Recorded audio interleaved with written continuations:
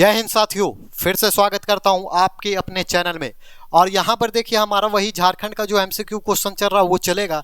लेकिन आज जो सेशन लाए हैं बहुत ही महत्वपूर्ण सेशन है, क्योंकि आज का सेशन देखिए हिस्ट्री मैंने करवा दिया, इतिहास का बदल बदल के करवाता रहूंगा, बाकी आपको कमेंट करते रहना है जिसमें आपको दिक्कत होगा।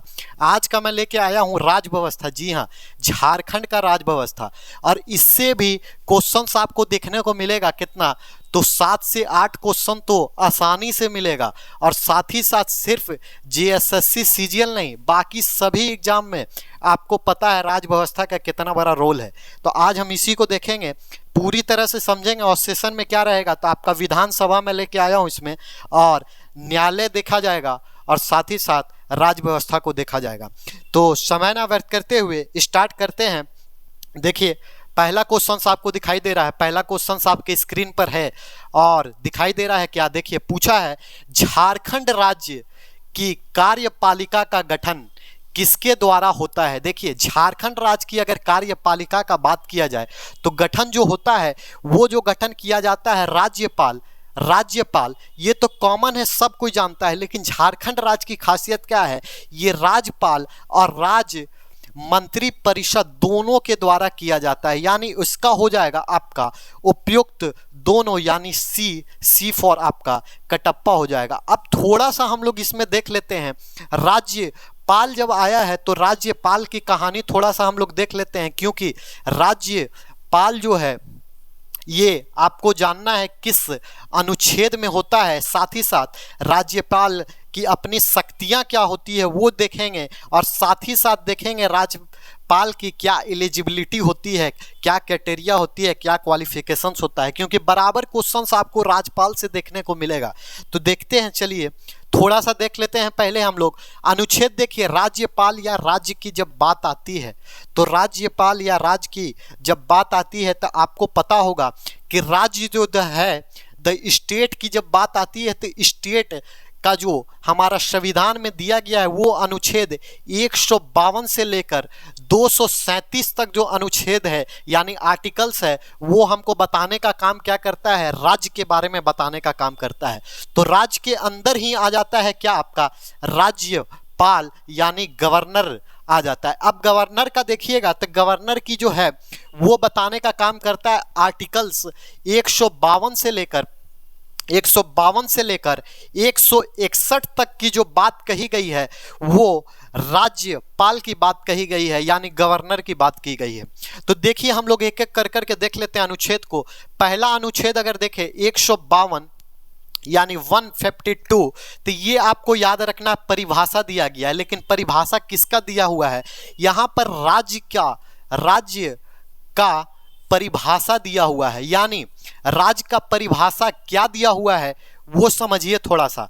राज्य का परिभाषा में दिया हुआ है जैसे राज्य की सीमा, राज्य की जनसंख्या और राज्य का जो शासन होता है उसके बारे में बताया गया है, उसका परिभाषा दिया गया है, उसको पूरा डिटेल्स में यहाँ पर परिभाषित किया गया है। फिर आर्टिकल्स आप जाइएगा 153 में, जी हाँ 153 आर्टिकल्स में जाइएगा तो वहाँ पर देखिए राज्यों का राज्यपाल के बारे में बोला गया है, यानी दिया गया है।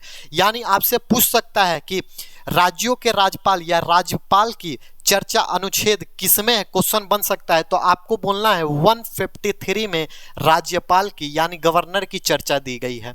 फिर आप देखिए 154 में जाइएगा तो कार्यपालिका शक्ति यानी राज्यपाल की जो कार्यपालिका शक्ति होती है उसको दिखाया गया है, उसको बताया गया है। और 155 में देखिए बताया गया है राज्यपाल की नियुक्ति कैसी होती है वो दिखाया गया है, वो बताया गया है। और 156 में जाइए तो वहां पर बताया गया है कि पदावर्ती यानी किस तरह शक्ति यानी राज्यपाल की शक्ति या पद उसको बताया गया है। फिर आप 97 में जाइए, 157 में जाइए तो यहां पर अहर्ता देखिए, अहर्ता बताया गया। अहर्ता मतलब होता है क्वालिफिकेशंस। जी हाँ, राज्यपाल आपको बनने के लिए गवर्नर बनने के लिए आपका क्या क्या क्वालिफिकेशंस होना चाहिए वो बोला गया है। और 198 में जाइए तो आपको दिया गया है पद के लिए शर्त, जो शर्त है वो। और फिर आपको 159 में शपथ की बात की गई है, जी हाँ शपथ की बात की गई है। और फिर 160 में देखिए आकस्मिक कताएं यानी आकस्मिक कंडीशन में क्या किया जाएगा, कृतकों का क्या क्या आवरण है वो बताया गया। और 161 में आपका क्षमा आदि के लिए, मतलब राज्यपाल के पास आपको जानते होंगे बहुत सारा केसेस जाता होगा, जैसे राज्यपाल को अधिकार रहता है कि किसी भी अपराधी को क्षमा दान कर सकता है, लेकिन ऐसा नहीं कि वो फांसी के लिए मना कर दे। क्षमा दान की बात अगर आपसे पूछा जाए, बहुत बार क्वेश्चन पूछा गया है कि राज्यपाल की क्षमा दान किस आर्टिकल्स में दिया गया है। राज्यपाल का क्षमा दान जो है 161 आर्टिकल्स में दिया गया है। बाकी आपको 162 से देखिए राज्य की कार्यपालिका का शक्ति का विस्तार बताया गया है। राज्यपाल की जो शक्तियां होती है अलग अलग, उस पर चर्चाएं की गई है। तो शक्तियां भी मैं बताऊंगा, विस्तार में करके बताऊंगा, लेकिन फिलहाल इस वीडियो में हमारा एमसीक्यू है तो चलेगा। और देखिए इसको याद करने का तरीका मैं बता दूं आपको, यहाँ से स्टार्ट कीजिए 53 से और 61 तक आपको जाना है तो आसान से देखिए यहाँ से स्टार्ट कीजिए, यहाँ से आर लिखिए, यहाँ से आप आर लिखिए और देखिए रा फिर का और फिर कीजिए आप ना, रा का ना और फिर कीजिए श और फिर आप क्वालिफिकेशंस के लिए कर सकते हैं अ, यानी एकदम शॉर्ट में आपको याद रखना है, एकदम कुछ नहीं। देखिए र अगर याद रखिएगा तो राज्यपाल के बारे में बात की गई है 153 में। फिर 54 में आ जाइए का यानी कार्यपालिका, यानी राज्यपाल की कार्यपालिका के बारे में। फिर उसके आगे बढ़ जाइए 54, फिर 55 में आ जाइए तो आपकी नियुक्ति की बात की गई है। तो इस तरह से आप आसानी से याद कर सकते हैं। फिर हम आगे बढ़ेंगे तो देख लीजिए थोड़ा सा इसमें राज्यपाल की मैं आपको, राज्यपाल की अगर चर्चाएं हो रही है तो राज्यपाल से जो क्वेश्चंस पूछा जाता है गवर्नर से, उससे मैं बता देता हूं। पहले तो आप देख लीजिए इस राज्यपाल का पद जो है कहां से आया है, कहां से लिया गया है, क्योंकि जानते हैं हम लोग संविधान में बहुत सारे ऐसे चीजें हैं जो कहीं से लिए गए हैं या तो कहीं से लेकर अपने में सम्मिलित कर इसीलिए तो हमारा भारतीय संविधान इतना समृद्ध संविधान है, क्योंकि सभी का सन्निवेश हमारे संविधान में मिलता है। तो राज्यपाल का अगर बात किया जाए तो कहां से ये पद लिया गया है, तो पहला तो आपका हो जाएगा राज्यपाल का पद कहां से लिया गया है, तो आप बोलिएगा कनाडा से लिया गया है। तो देखिए पहला क्वेश्चन तो यही बनकर आ गया। और कभी कभी ये क्वेश्चन आपसे पूछता है कि राज्यपाल का पद कहां से लिया गया है, तो आप बोलिएगा कनाडा से लिया गया है। फिर दूसरा देखिए हमेशा पूछा जाता है राज्यपाल की जो क्वालिफिकेशंस है, क्वालिफिकेशंस आप बोल सकते हैं, या आप बोल सकते हैं अर्हता, यानी आपके क्या क्या आप में एलिजिबिलिटी होती है। क्वालिफिकेशन से बढ़िया आप टेक्निकल नेम दे सकते हैं, क्या क्या एलिजिबिलिटी होती है राज्यपाल आपको बनने के लिए। तो देखिए राज्यपाल बनने के लिए जो एलिजिबिलिटी होती है वो मैं थोड़ा सा चर्चा क्योंकि बार बार एग्जामों में ये क्वेश्चन पूछा जाता है कि राज्यपाल बनने के लिए एलिजिबल क्या क्या है। तो पहला देखिए भारतीय नागरिक, जी हाँ भारत का नागरिक होना चाहिए, भारतीय नागरिक होना चाहिए। दूसरा चीज क्या है कि दिवालिया या आप बोल सकते हैं पागल नहीं होना चाहिए, यानी ऐसा नहीं कि कोई भी पागल या दिवालिया पागल खाना से आया गवर्नर के लिए अप्लाई करेगा गवर्नर बन जाएगा। फिर इसकी बात करें, तीसरी बात करें तो तीसरी बात क्या होगी, इसकी जो वायु में बोल रहा हूं, तीसरी बात करूं तो आयु सीमा, आयु क्या है बनने की, तो देखिए 35 वर्ष, ये तो एकदम इंपॉर्टेंट है, आप याद रख लीजिए इसकी आयु कितनी होनी चाहिए, तो 35 वर्ष या उससे ऊपर का होना चाहिए। और सबसे खास बात लास्ट 4 नंबर लाभ का पद, जी हाँ लाभ का पद, यानी लाभ के पद में नहीं होना चाहिए। किसी भी लाभ के पद में या सरकारी नौकरी करके आदमी निकल जाए तो नहीं, लाभ के अगर आप पद में हैं तो आप इसके लिए एलिजिबल नहीं हैं, अर्हता आपकी नहीं मानी जाती है। तो ये था छोटा छोटा थोड़ा सा राजपाल के बारे में पूरा चर्चा। और भी बेहतरीन वीडियो से हम लोग करेंगे, तब तक के लिए आप इसी तरह से मोटिवेट हम लोग को करते रहिए, सेशन को शेयर लाइक करते रहिए और आगे बढ़ते हैं। अब हम लोग दूसरे क्वेश्चंस की तरफ बढ़ते हैं।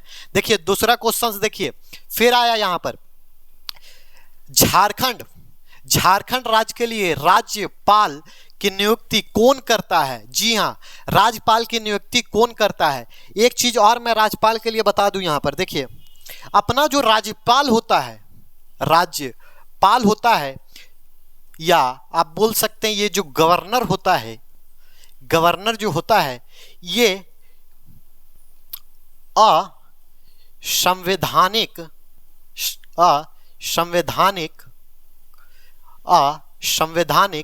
प्रधान होता है। इसका मतलब क्या हुआ? यानी असंवैधानिक प्रधान होता है, यानी वास्तविक प्रधान नहीं होता। वास्तविक प्रधान कौन हुआ तब? तो वास्तविक जो प्रधान होता है, वास्तविक अगर आप बात करेंगे तो वास्तविक जो प्रधान होता है वो अपना राज्य का मुख्यमंत्री ही होता है, सीएम होता है। और बराबर ये क्वेश्चन पूछा जाता है कि राज्यपाल असंवैधानिक प्रधान होता है कि वास्तविक प्रधान होता है, तो आपको बोलना है असंवैधानिक प्रधान होता है। और वास्तविक प्रधान कौन होता है? तो सीएम होता है। फिर एक चीज और मैं यहां पर बता दूं, इसकी जो नियुक्ति कौन करता है? नियुक्ति कौन करता है? तो नियुक्ति देखिए इसकी जो होती है वो किसके द्वारा होती है? तो ये जो होती है हमारे प्रेसिडेंट के द्वारा होती है। जी हाँ, प्रेसिडेंट के द्वारा होती है, यानी राष्ट्रपति के द्वारा किया जाता है इस राज्यपाल की नियुक्ति। और हर स्टेट में हर राज्य में एक राज्यपाल नियुक्त किया जा सकता है। हो सकता है कि 2 राज्य मिलाकर एक राज्यपाल को नियुक्त किया जाए, लेकिन उसके लिए ध्यान में रखिएगा उनको वेतन बढ़ाकर नहीं दिया जाएगा, बल्कि राष्ट्रपति के अनुसार, ये राष्ट्रपति अगर कहेंगे तो दोनों स्टेट को मिलाकर इसको भुगतान वेतन देना होगा राज्यपाल को। लेकिन हर स्टेट में एक राज्यपाल होता है, किसके द्वारा भेजा जाता है, नियुक्त किया जाता है? तो आप बोलिएगा राष्ट्रपति के द्वारा नियुक्त किया जाता है। तो देखिए यही क्वेश्चन था यहाँ पर, झारखंड राज्य के लिए राज्यपाल की नियुक्ति कौन करता है? तो आप बोलिएगा ए फॉर इलाहाबाद, राष्ट्रपति करता है, हमारे प्रेसिडेंट करते हैं। अपना प्रतिनिधित्व, एक तरह से आप बोल सकते हैं अपना प्रतिनिधित्व भेजा जाता है राज्यों को। और किसी भी तरह के अगर कमियां दिखाई देती है या स्ट्रिक्ट एक्शन लेता है तो राज्यपाल इसकी खबर लेता है। और साथ ही साथ एक पॉइंट और आप जोड़ लीजिए, आपको पता होगा जितने भी कॉलेज हैं, कुलापति या कुलधापति या इसी को हम लोग बोलते हैं चांसलर जो बोलते हैं, तो ये कौन होता है? किसी भी विश्वविद्यालय का। जी हाँ, विश्वविद्यालय मतलब यूनिवर्सिटी, कॉलेज मत समझ लीजिएगा, ये ऐसा नहीं कि कॉलेज समझ लीजिएगा। आप भी पढ़ते होंगे यूनिवर्सिटी में, तो दीक्षांत समारोह होता होगा और वहाँ पर विश्वविद्यालय में आपको पता होगा विश्वविद्यालय में कौन आते हैं इसको देने के लिए सर्टिफिकेट, तो आपके आते होंगे कुलपति यानी राज्यपाल आते होंगे। तो ये पॉइंट था राज्यपाल से रिलेटेड। अब हम लोग नेक्स्ट क्वेश्चंस की तरफ बढ़ते हैं। देखिए नेक्स्ट क्वेश्चंस क्या है, निम्नलिखित में से कौन सा कथन असत्य है यानी गलत है? तो देखिए पहला क्या बोल रहा है ऑप्शंस में, एक एक वो ऑप्शन समझ लेते हैं, राज्यपाल के बारे में ही है। देखिए राज्यपाल राष्ट्रपति के प्रसाद पर्यंत पद पर धारण करता। अब ये प्रसाद पर्यंत पद क्या होता है? देखिए ऐसे तो माना जाता है कि राज्यपाल का कार्यकाल कितना होता है, तो आप सभी लोग जानते होंगे, बोल देंगे 5 साल। लेकिन ये एक तरह का निश्चित नहीं है, ये माना जाता है कि जब से नियुक्त हुआ है तब से 5 साल होगा तो ठीक है, इसको चेंज कर दिया जाएगा। लेकिन ऐसा जरूरी नहीं है, अगर काल राष्ट्रपति चाहे तो वहाँ पर 5 साल के बाद भी उसे वहाँ पर रहने दे सकता है राज्यपाल के तौर पर, क्योंकि इसी को बोला जाता है। देखिए प्रसाद पर्यंत पद मतलब इसका होता है इच्छा अनुसार सार, जी हाँ, इच्छा अनुसार। इच्छा अनुसार मतलब क्या हुआ, अगर राष्ट्रपति का इच्छा है कि नहीं राज्यपाल गवर्नर अभी 5 साल होने के बावजूद वहां पर संभाले इस उस स्टेट को, तो वो संभालने दे सकता है। जरूरी नहीं है कि वो 5 साल के बाद उसे वहां से निकाल कर दूसरे जगह दूसरे स्टेट में नियुक्त कर दे। फिर देखिए राज्यपाल की नियुक्ति प्रधानमंत्री करता है, तो देखिए यहीं पर हमको गलत समझ में आ गया, क्योंकि इसकी जो नियुक्ति करता है अभी मैंने बताया वो कौन करते हैं, तो हमारे प्रेसिडेंट करते हैं, और प्रेसिडेंट यानी राष्ट्रपति के द्वारा किया जाता है। तो ये हमारा ऑप्शन हो जाएगा बी फॉर बॉम्बे। फिर आप निश्चय भी देख लीजिए, ये तो मैंने बता ही दिया, वैधानिक प्रधान या असंवैधानिक प्रधान, तो ये तो मैंने बता ही दिया। और देखिए कार्यकाल 5 वर्षों के लिए होता है। देखिए यहाँ पर अगर 5 वर्षों के लिए दिया है और ऑप्शन में बी और डी करके नहीं दिया है, तब तो हम बी के लिए जाएंगे, लेकिन कभी ऐसा इस टाइप का ऑप्शन दे दे तब आपको चेंज करना है। और यहाँ पर थोड़ा सा असंवैधानिक की जगह पर आप वैधानिक लिख दीजिएगा।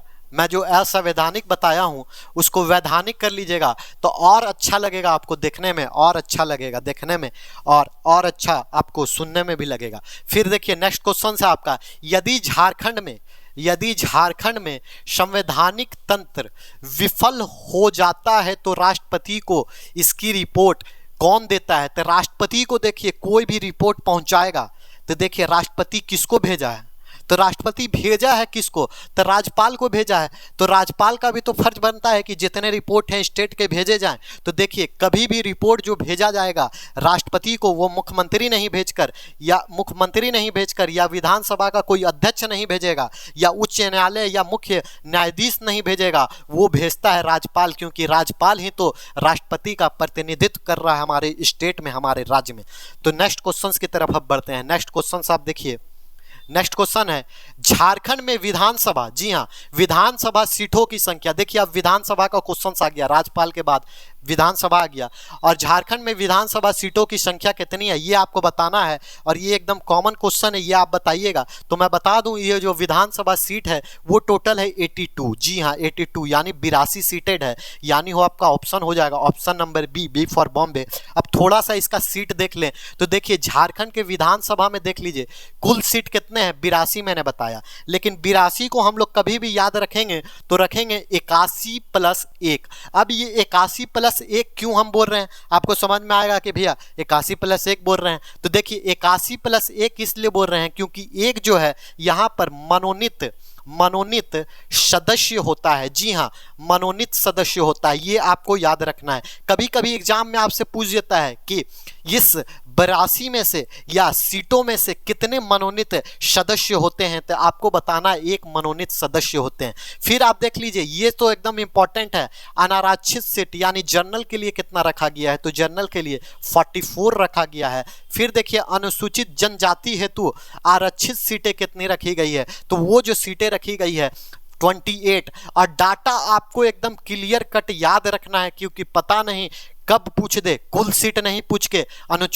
अनुसूचित जनजाति पूछ दे या अनुसूचित जाति पूछ दे। तो अनुसूचित जाति अगर पूछता है तो आरक्षित सीट आपको बताना है 9 है टोटल, और मैंने एक बताया मनोनीत सदस्य। तो आप टोटल जोड़ लीजिए, देखिए 28 और 9 और 1 हो गया 10, यहाँ पर हो गया 38, और 44 में जब आप 38 जोड़िएगा तो आप आसानी से पाइएगा, ये हो जाएगा 82 की संख्या हो जाएगी। उसी तरह झारखंड में संसद का योगदान कितना है, यानी लोकसभा और राज्यसभा की यहाँ पर बात कर रही है। तो लोकसभा में देखिए कितने सीटें मिली गई है, तो झारखंड को टोटल 14 सीटें हैं लोकसभा में। लोकसभा की टोटल सीटें आपसे पूछ देगा तो 14, उसमें आपको अनारक्षित यानी जनरल की सीटें पूछ देगा तो आपको बोलना है सिर्फ और सिर्फ 8 मिली गई है। और अनुसूचित जनजाति और अनुसूचित जनजाति मिलाकर कितने हैं, तो टोटल है 6, जिसमें 5 अनुसूचित जनजाति के हैं और 1 अनुसूचित जाति के हैं। और आपको देखिए यहाँ पर राज्यसभा की कुल सीटें आपको बताई गई है, तो राज्यसभा की कुल सीटें कितनी हैं, तो राज्यसभा की कुल सीटें आपको बोली जाएगी, तो वो हो जाएगा 6। तो ये थे आज के महत्वपूर्ण क्वेश्चंस, और इसी तरह का आगे भी हम लोग देखेंगे। फिलहाल इस वीडियो में इतना ही, क्योंकि ज़्यादा लंबा वीडियो हो रहा है, तो फिलहाल इसके में इतना ही रखते हैं, फिर इसको नेक्स्ट पार्ट में कर लेंगे। तब तक के लिए जय हिंद, वंदे मातरम।